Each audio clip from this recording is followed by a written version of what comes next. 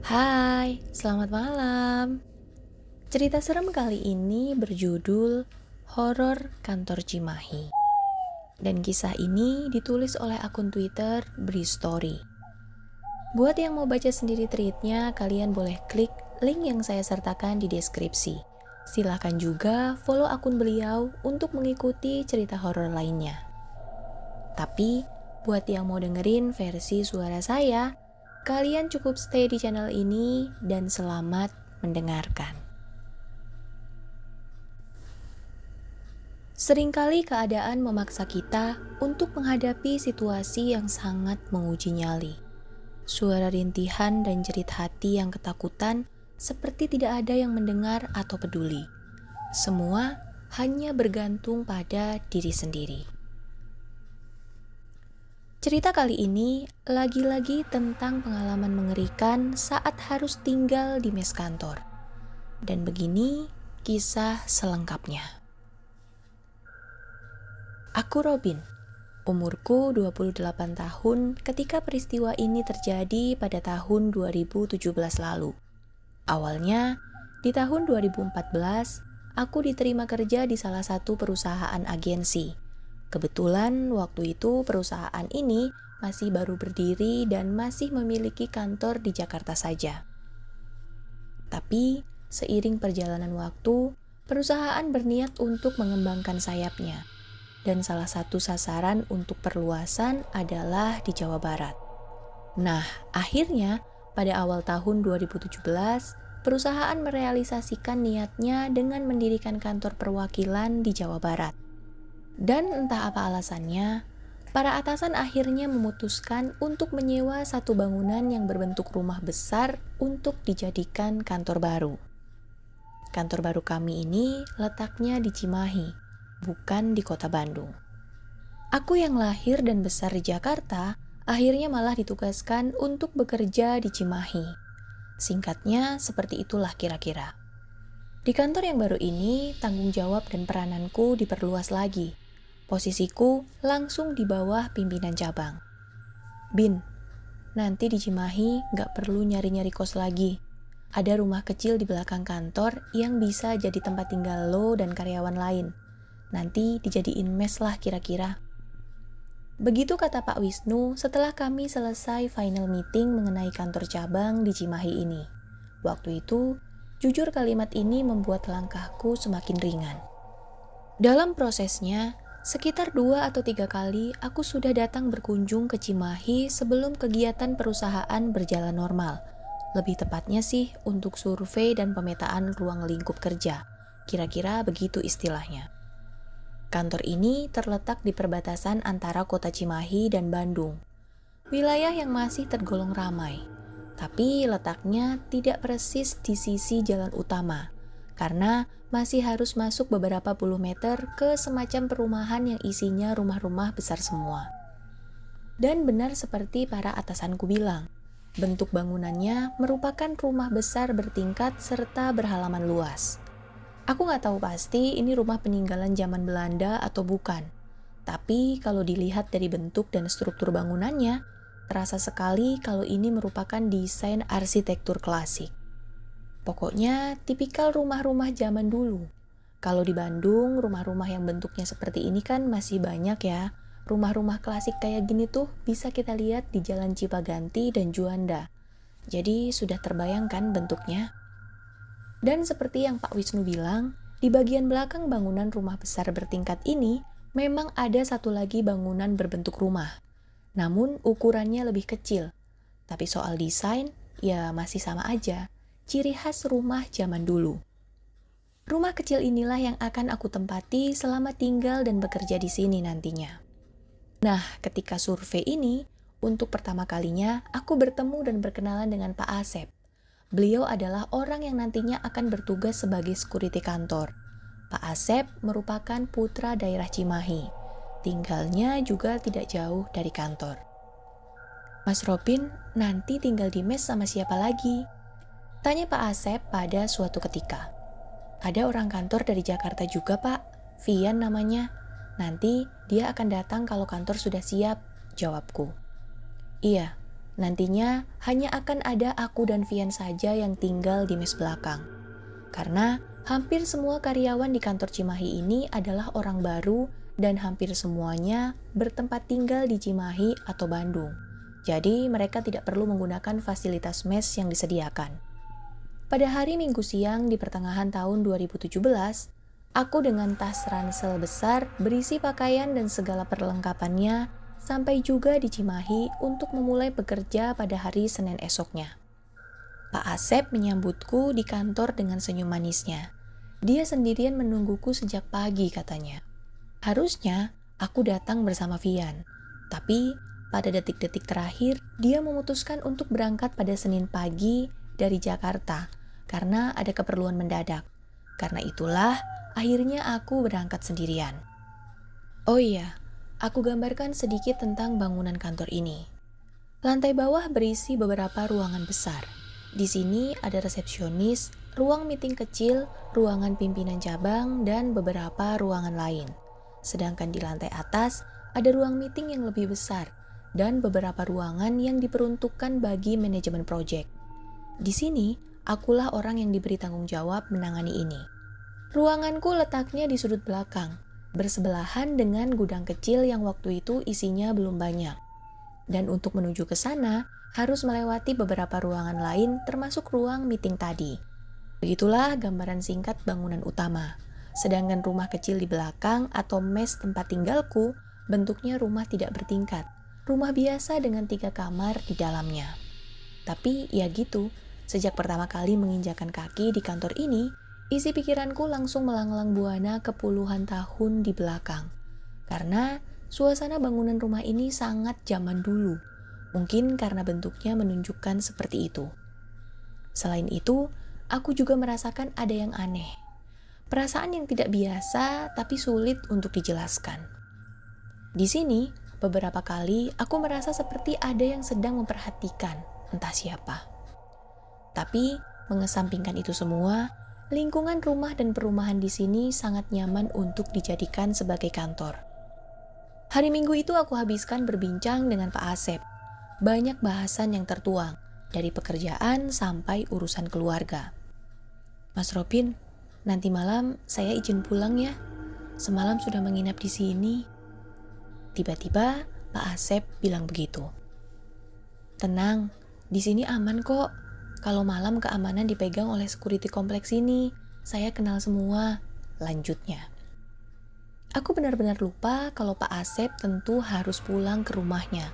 Aku pikir dia akan menginap di sini. Aku yang penakut ini pasti akan susah tidur di tempat baru seperti ini. Kalau tahu akan begini, aku pasti lebih memilih untuk berangkat Senin pagi juga seperti Vian. Malamnya, Pak Asep menunaikan janji. Dia benar-benar menemani aku sampai jam 10 malam. Kala itu, sebenarnya dalam hati, aku berharap Pak Asep mau untuk menginap di sini. Tapi apa daya, aku tidak berani memintanya. Dan benar saja. Ketika sudah mendekati jam 10 malam, Pak Asep pamit pulang. Tenang aja mas, security sini patroli terus kok. Kalau ada apa-apa, telepon saya saja. Begitu kata Pak Asep sebelum pulang. Tapi tetap saja aku gak bisa tenang, batinku. Setelah Pak Asep pulang, aku harus melewati malam pertama di mes kantor baru. Malam pertama yang sungguh sangat menyeramkan. Sendirian, nyaris tengah malam, di tempat yang baru saja aku datangi. Di rumah yang tidak terlalu besar ini, aku seorang diri, di ruang tengah menonton TV. Biasanya, jam 10 malam aku sudah lelap tertidur, tapi malam ini beda. Aku sama sekali belum merasakan kantuk. Mataku masih terus memperhatikan layar TV. Sampai ketika sesuatu mulai terjadi. Ada sekelebat bayangan bergerak di depan rumah. Kala itu aku melihatnya dari balik tirai jendela. Seperti ada orang yang melintas dari kanan ke kiri tapi tidak bersuara sama sekali. Tentu saja aku penasaran. Aku pun kemudian berjalan mendekat ke jendela, lalu membuka tirainya. Tapi tidak ada siapa-siapa di luar sana. Hanya ada sepi dan kosong. Terangnya lampu teras memastikan semua itu. Kala itu, aku hanya melihat bagian belakang bangunan besar yang ada di depan rumah. Bangunan besar yang berfungsi sebagai kantor tempatku bekerja. Kantor itu pun kosong, sama sekali tidak ada siapapun. Kalau nggak ada siapa-siapa, lalu bayangan siapa yang tadi melintas? Tiba-tiba, aku merinding. Aku pun mematikan lampu tengah dan bergegas kembali duduk di tempat semula. Setelah itu, sejenak pikiran teralihkan dengan menonton acara TV. Tapi ketenangannya hanya sebentar, karena lagi-lagi aku melihat ada bayangan hitam, tapi kali ini lebih jelas. Bayangan yang terpampang pada tirai cukup bagiku untuk memastikan kalau itu adalah bayangan manusia. Dia berdiri diam seperti sengaja untuk tepat berada di depan jendela. "Pak Asep? Pak?" Sengaja aku memanggil dan bertanya. Setelah beberapa belas detik hanya terpaku memperhatikan namun tidak ada jawaban. Tapi bayangan itu masih terus berdiri, tetap tidak bergerak. Melihat itu, sekali lagi aku bangkit dari duduk lalu mendekati jendela. Sempat ada ragu sebelum akhirnya aku membuka tirai. Rasa penasaran memaksa semuanya. Dan begitu tirai tersibak, tidak ada siapa-siapa di luar sana. Dan bayangan itu pun tiba-tiba hilang. Pada detik inilah, aku mulai merasa ada yang tidak beres. Ada sesuatu di rumah ini, di lingkungan kantor ini. Beberapa menit sebelum jam 12 malam, aku memutuskan untuk masuk ke kamar. Bukan karena mengantuk, tapi karena semakin merasa ada yang aneh. Benar-benar ada yang janggal. Udara Cimahi yang cukup dingin menjadi semakin dingin ketika aku hanya sendirian di dalam mes ini. Dan kantuk belum datang juga. Aku pun terbujur kaku berselimut sebatas dada. Berharap semoga tidak ada kejadian apa-apa. Waktu pun terus bergulir. Menit berganti menit hingga perlahan melewati tengah malam. Sesekali, aku mencoba mengalihkan pikiran dengan membuka ponsel dan berselancar memperhatikan lini masa media sosial. Tapi itu hanya sebentar. Karena setelahnya, aku kembali tersadar kalau sedang berada di dalam situasi yang menggugah nyali. Kala itu, suasananya benar-benar sangat sepi. Hanya terdengar sesekali suara mesin kendaraan yang melintas di jalan depan kantor. Itu pun hanya sayup terdengar, karena jaraknya yang jauh. Selebihnya, tidak ada lagi suara lain. Oh iya, ada pohon besar yang berdiri di samping bangunan mes yang sedang aku tempati ini.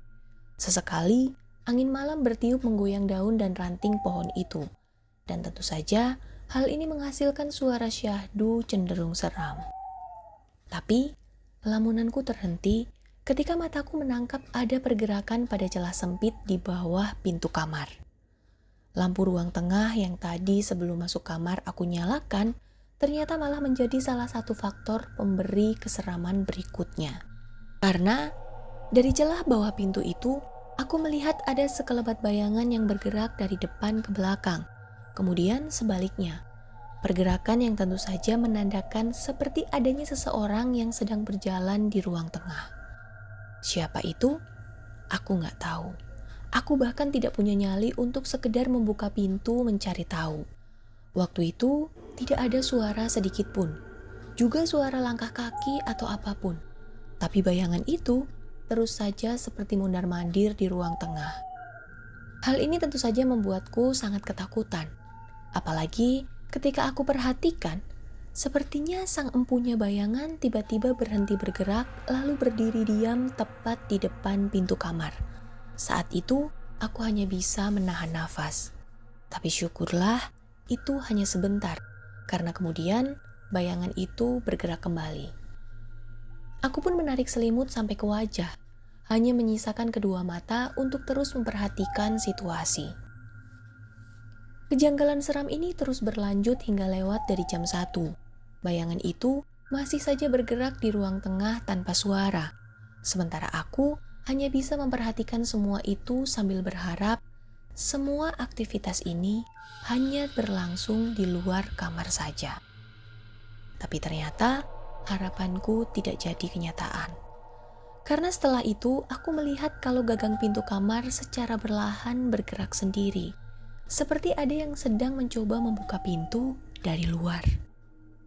Entahlah, aku lupa apakah tadi sudah mengunci pintu atau belum. Kala itu, pikiranku semakin kalut ketika gagang pintu mulai bergerak-gerak. Cukup lama hal ini terjadi, sekitar beberapa menit. Namun pintu masih terus dalam keadaan tertutup. Sampai akhirnya, yang sangat aku takutkan terjadi juga. Pintu kamarku mulai terbuka meski perlahan. Waktu itu, keringat dingin mengucur jatuh dari ubun-ubun kepala. Dadaku juga sesak karena nafas tersengal ketakutan. Sementara itu, pintu terus bergerak terbuka, sentimeter demi sentimeter. Lampu ruang tengah yang masih menyala, terangnya menjelma menjadi garis cahaya yang masuk ke dalam kamar karena pintu mulai terbuka lalu membuat celah. Aku menarik badan hingga akhirnya jadi berposisi duduk di pojok tempat tidur, masih berselimut dan masih terus memperhatikan semuanya. Entah berapa detik kemudian, akhirnya aku dapat melihat sosok yang sedari tadi sedang membuka pintu. Kamar dalam keadaan gelap, sementara lampu ruang tengah menyala terang. Hal ini membuat pandanganku menjadi silau. Alhasil, aku hanya dapat melihat sosok seram itu dengan bentuk siluet bayangan hitam. Iya, sosoknya seram. Dia berdiri mendorong pintu kamar dan membukanya lebar-lebar. Sosoknya sendiri berbentuk seorang laki-laki. Namun, aku sama sekali tidak bisa melihat wajahnya. Karena ya itu tadi, cahaya lampu ruang tengah membuatnya hanya terlihat seperti bayangan hitam. Sosok itu berdiri diam seperti memperhatikan ketika pintu benar-benar sudah terbuka lebar. Siapa ini? Mau apa dia? Tuhan, aku sangat ketakutan. Jantungku seperti berhenti berdetak. Rasanya sulit sekali bernafas. Dadaku mulai sesak. Semua semakin menjadi-jadi ketika dia kemudian mulai bergerak. Bergerak masuk ke dalam kamar, mendekati aku yang sedang diambang batas kesadaran. Sosok seram itu bergerak melayang perlahan terus mendekat. Sampai jarak kami hanya tinggal menyisakan beberapa langkah saja. Waktu itu, aku masih melihatnya dalam bentuk bayangan hitam. Dan di ambang batas kesadaran, ketakutanku menyeruak memenuhi pikiran. Kala itu, aku masih terus mengikuti pergerakannya. Sampai akhirnya, dia berhenti tepat di sisi tempat tidur. Beberapa detik kemudian, heningnya suasana semakin mencekam. Ketika aku mendengar suara geraman tertahan, sosok itu seperti menggeram. Pelan tapi seram.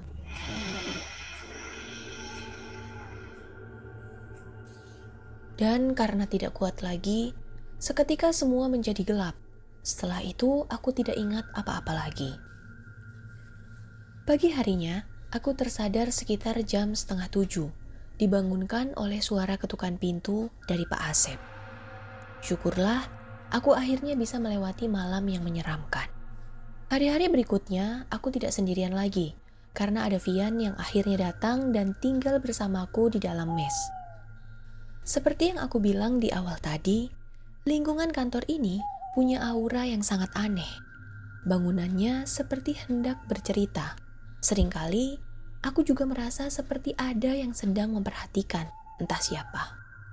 Lalu, banyak kejadian yang aku dan teman-teman kantor alami tentang bayangan hitam. Ternyata, setelah peristiwa malam pertama itu, aku masih beberapa kali melihat penampakannya.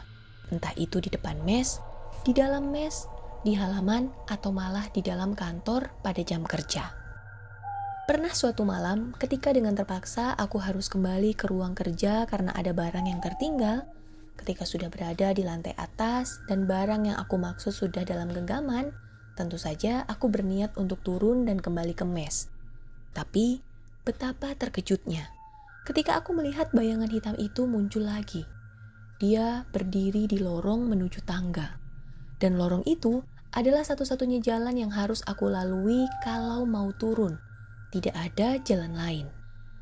Beberapa saat lamanya, aku diam berdiri hanya bisa memperhatikan dalam ketakutan, menunggu sosok hitam itu pergi. Dan selain bayangan hitam, ada beberapa penampakan dalam bentuk lain. Bukan hanya aku yang melihatnya, tapi rekan kerja lainnya juga. Tapi, ada satu sosok seram yang paling aku takuti. Bahkan untuk menyebutkan namanya pun, aku tidak berani. Menurut cerita dari beberapa teman, sosok seram ini beberapa kali muncul di lingkungan kantor. Ada yang pernah melihatnya di ruang meeting, di lantai 1, dan di ruangan lainnya. Ada juga yang bilang pernah lihat dia sedang berdiri di bawah pohon mangga yang ada di belakang, yang letaknya persis di samping bangunan mesku. Pokoknya serem deh. Tapi untungnya, aku sama sekali belum pernah melihat penampakannya. Belum ya, bukan tidak pernah. Sampai akhirnya, aku mengalami satu peristiwa yang melibatkan beliau ini. Jadi, pada suatu malam di tahun 2019, aku baru pulang dari kunjungan event di Bandung Timur. Sebenarnya sih belum terlalu malam, masih jam 10-an. Saat itu, aku sudah tahu kalau Vian sudah pulang ke Jakarta. Jadi, aku akan sendirian bermalam di mes. Setelah memarkirkan mobil di depan kantor, aku lalu berjalan ke belakang. Tapi sebelumnya, ketika masih berada di dalam kendaraan, aku melihat Pak Asep masih membereskan ruangan depan kantor. Dan kami pun hanya bertegur sapa dari jauh. Dan karena melihat masih ada Pak Asep, aku jadi sedikit tenang. Setidaknya, aku tidak terlalu sendirian. Aku yang sudah sangat lelah sesampainya di dalam mes memutuskan untuk langsung mandi kemudian beristirahat. Dan benar saja, begitu selesai mandi, aku langsung rebah di tempat tidur lalu hilang masuk ke dalam mimpi. Namun, nyenyaknya tidurku tidak sampai pagi. Entah pukul berapa, aku malah terbangun karena mendengar sesuatu. Ada suara seperti itu di jendela kamar. Seperti ada yang sedang mengetuk-ngetuknya dari luar. Karena itulah aku jadi terbangun. Masih setengah sadar, aku bertanya-tanya dalam hati tentang suara itu. Apa ya? Pikirku. Ketukan itu pun masih terdengar berulang kali dengan jeda yang agak lama. Dan aku tentu saja tidak berani untuk mendekat, apalagi membuka jendela. Yang ada, aku malah menarik selimut menutup nyaris seluruh tubuhku saking takutnya. Rasanya ingin sekali aku mengabaikan semua ini lalu tidur lagi, tapi tidak bisa, karena aku bukan orang yang bisa seperti itu. Tapi walaupun begitu, aku sedikit sudah agak tenang ketika suara ketukan itu hilang. Tapi ternyata ketenanganku hanya sebentar. Karena berikutnya suara yang terdengar justru berganti dengan lebih menyeramkan lagi.